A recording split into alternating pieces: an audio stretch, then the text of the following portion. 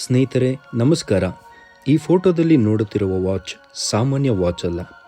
Australian surprise mat ಕುಡುಹಿ ಎಂಬ ವ್ಯಕ್ತಿ ಈ ವಾಚನ್ನು 2023 ಕ್ವೀನ್ಸ್ಲ್ಯಾಂಡ್ನ ನೂಸಾ ಎಂಬ ಸಮುದ್ರ ತೀರದಲ್ಲಿ ಈ ವಾಚ್ ಅವರಿಗೆ ಸಿಕ್ಕಿದೆ.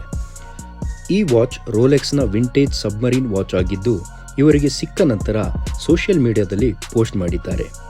ಪೋಸ್ಟ್ ಮಾಡಿದ ಕೆಲವು ದಿನಗಳ ನಂತರ ಈ ವಾಚ್ನ ಓನರ್ ಅನ್ನು ಪತ್ತೆ ಹಚ್ಚಿದ್ದಾರೆ.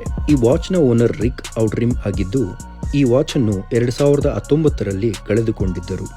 ಕಳೆದು ಹೋದ ದಿನದಿಂದ ಸಿಕ್ಕಿದಾಗ 4 ವರ್ಷಗಳಾಗಿತ್ತು.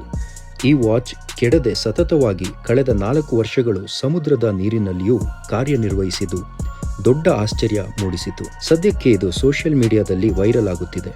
ಸೊ ರೋಲೆಕ್ಸ್ ಎಷ್ಟು ಕಾಸ್ಟ್ಲಿನೋ ಅಷ್ಟು ಡ್ಯೂರೇಬಲ್ ಅಂತ ಈ ನೈಜ ಕತೆ ಪ್ರೂವ್ ಮಾಡಿದೆ. ನಿಮ್ಮ ಅನಿಸಿಕೆಗಳನ್ನು ಕಮೆಂಟ್ ಮೂಲಕ ತಿಳಿಸಿ. ಧನ್ಯವಾದಗಳು.